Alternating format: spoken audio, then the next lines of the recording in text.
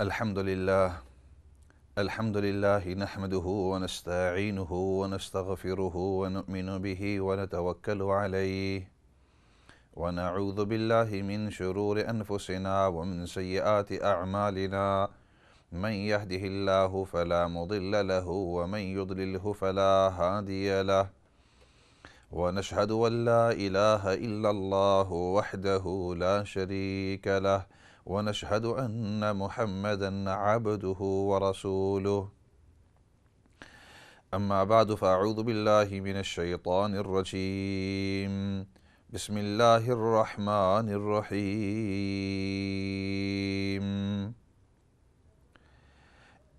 إنا أنزلناه في ليلة القدر وما أدراك ما ليلة القدر ليلة القدر خير من ألف شهر تنزل الملائكة والروح فيها بإذن ربهم من كل أمر سلام هي حتى مطلع الفجر صدق اللہ العظیم۔ محترم و مکرم ناظرین سامعین، السلام علیکم ورحمۃ اللہ وبرکاتہ۔ پچھلے سیشن کے اندر قرآن کریم کی مختصر تاریخ چلی آ رہی تھی اور بات یہاں تک پہنچی کہ اللہ رب العزت سیدنا جبرائیل علیہ السلام کو وحی نصیب کرتے، سیدنا جبرائیل علیہ السلام نبی پاک صلی اللہ علیہ وسلم کے پاس وہ وحی لے آتے، آپ صلی اللہ علیہ وسلم اس وحی کو پھر لوگوں تک پہنچا دیتے۔ ابتدا کے اندر، اور وہ ہمارا قرآن کریم ہے، ابتدا کے اندر اس طرح ہوتا کہ نبی پاک صلی اللہ علیہ وسلم کے پاس جب وحی آیا کرتی تھی تو آپ صلی اللہ علیہ وسلم اس کو جلدی یاد کر لیا کرتے اور اس کو دوبارہ دہرا لیتے جلدی تاکہ وہ محفوظ ہو جائے، زبانی یاد ہو جائے، حافظے کے اندر آ جائے اور تاکہ لوگوں تک پہنچانا آسان ہو جائے۔ نبی پاک صلی اللہ علیہ وسلم جب اس طرح کرتے تھے تو ابتدا کے اندر اللہ رب العزت نے ان کو اس طرح کرنے دیا۔ پھر ایک وقت آیا کہ اس کے بعد اللہ رب العزت نے ایک وحی نازل فرمایا لا تحرک به لسانک لتعجل به ان علینا جمعه وقرآنه فاذا قرأناه فاتبع قرآنه۔ اے نبی پاک صلی اللہ علیہ وسلم، آپ اپنی زبان مبارک کو حرکت نہ دیجئے۔ جس وقت جبرائیل علیہ السلام آپ کے پاس وحی لے کر آتے ہیں، آپ اس وقت خاموشی کے ساتھ، تسلی کے ساتھ اس وحی کو سنتے رہا کیجئے۔ لا تحرک به لسانک، اپنی زبان مبارک کو مت ہلائیے، لتعجل به، تاکہ جلدی کر کے آپ اس کو محفوظ کر لیں۔ ان علینا جمعہ وقرآنہ، ہمارے ذمے، اللہ رب العزت فرما رہے ہیں کہ ہمارے ذمے آپ کے سینہ مبارک کے اندر، آپ کے حافظے کے اندر اس کو جمع کرنا، یہ میری ذمہ داری ہے۔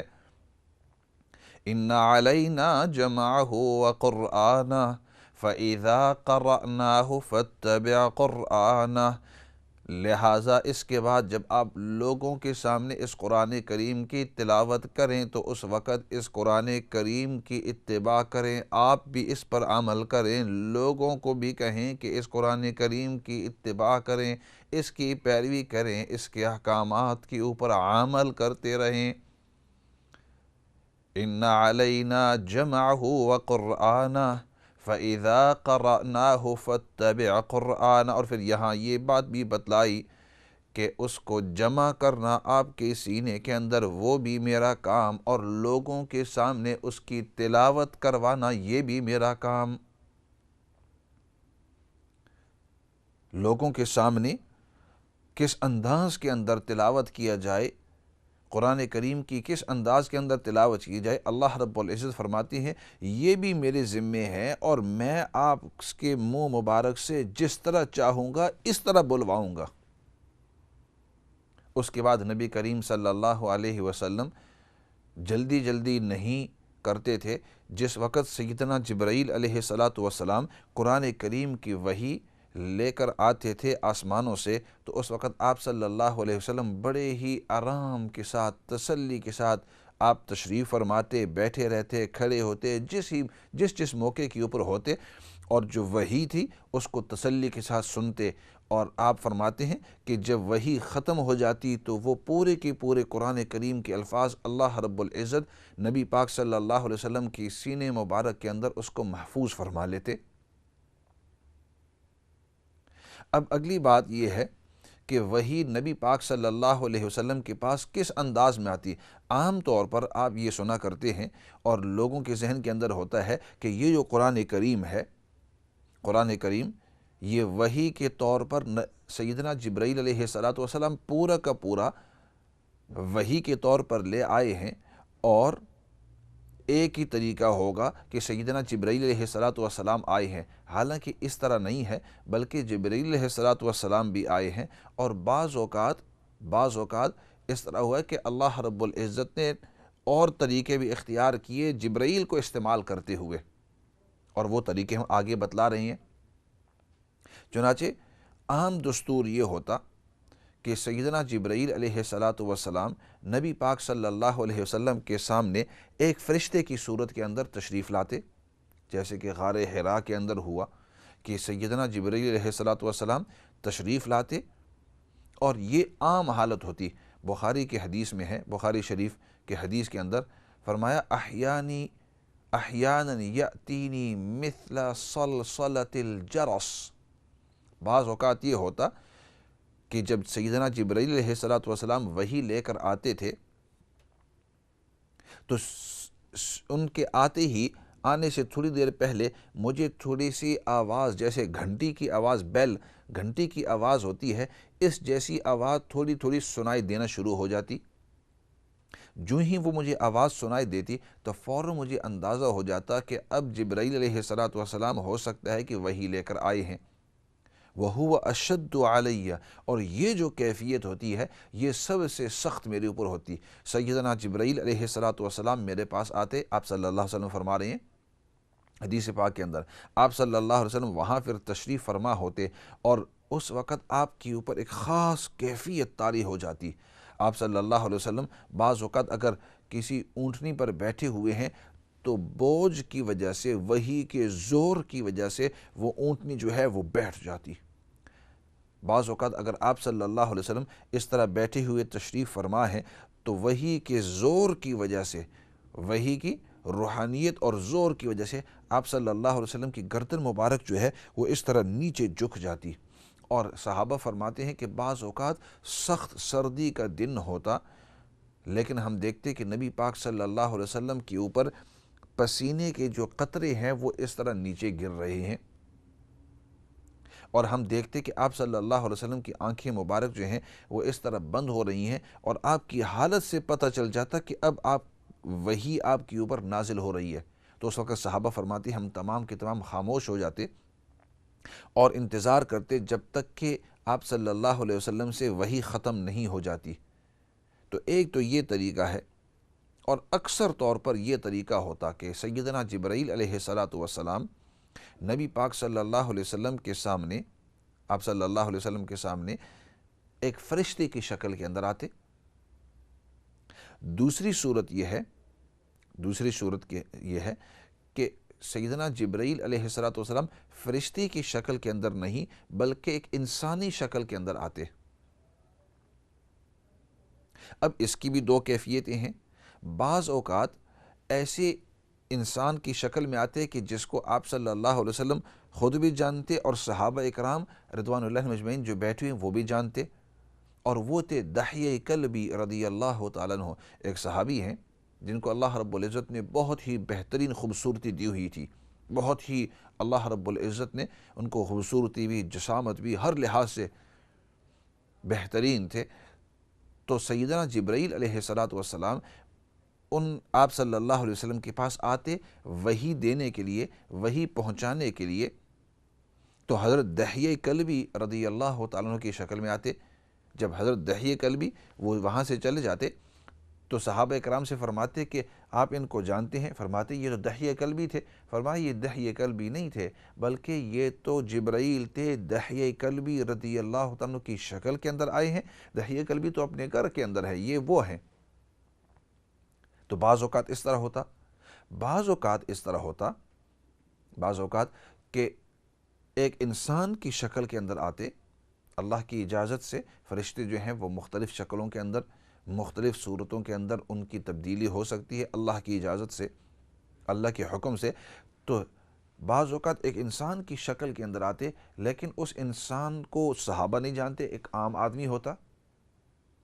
جیسے کہ ایک صحیح روایت کے اندر ایک حدیث آتی ہے، واقعے سے آپ کو اگلی بات سمجھ میں آ جائے گی۔ صحابہ فرماتے ہیں کہ کننا جلوسا عند رسول اللہ صلی اللہ علیہ وسلم ذات یوم اذ طلع علینا رجل شدید بیاض الثياب شدید سواد الشعر لا يعرفه منا احد ولا يرى علیہ اثر السفر۔ وہ فرماتے ہیں صحابہ اکرام کہ ایک مرتبہ ہم نبی پاک صلی اللہ علیہ وسلم کے ارد گرد سب صحابہ اس طرح بیٹھے ہوئے تھے، آپ صلی اللہ علیہ وسلم ان کو درس دے رہے تھے، ان سے بات چیت کر رہے تھے۔ تو فرماتے ہیں اچانک مجلس کے اندر ہم نے دیکھا کہ ادھر سے ایک آدمی آ رہا ہے، اور وہ آدمی، عجیب بات کہ بہترین خوبصورت سفید کپڑے اس نے پہنے ہوئے ہیں، بہترین سفید اس نے کپڑے پہنے ہوئے ہیں، اور اس کے بال جو ہیں بالکل کالے ہیں، اور ایسے لگتا ہے کہ تیل لگا ہوا، کنگھی ماری ہوئی۔ لیکن عجیب بات یہ ہے کہ لا يعرفه منا احد، ہم میں سے کوئی شخص اس کو جانتا نہیں تھا، ولا يرى علیہ اثر السفر، اور اس کے اوپر سفر کے کوئی آثار بھی نہیں تھے۔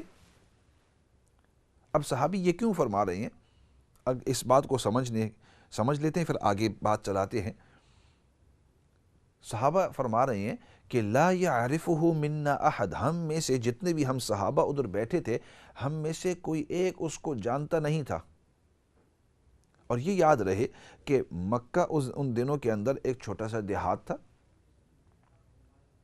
ہر آدمی ایک دوسرے کو جانتا ہے، یہ ان کو جانتے ہیں، یہ ان کو جانتے ہیں، وہ ان کو جانتے ہیں، ہر ایک دوسرے کو جانتے ہیں۔ تو اگر وہ اس گاؤں، اس علاقے سے ہو تو کوئی نہ کوئی شخص اس کو جانے گا، کوئی نہ کوئی شخص اس کو پہچان لے گا کہ یہ فلاں کا باپ ہے، یہ فلاں کا بھائی ہے، یہ فلاں کا بیٹا ہے۔ لیکن ہم میں سے کوئی شخص اس کو جانتا نہیں تھا۔ ہر آدمی اپنی اسٹریٹ کے اندر، اپنے علاقے کے اندر جتنے بھی لوگ ہیں ان کو جانتے ہیں۔ آج کل کا زمانہ اور ہے کہ ایک اسٹریٹ کے اندر ہم رہتے ہیں، لیکن ہمیں پورے محلے والوں کا نام نہیں پتہ ہوتا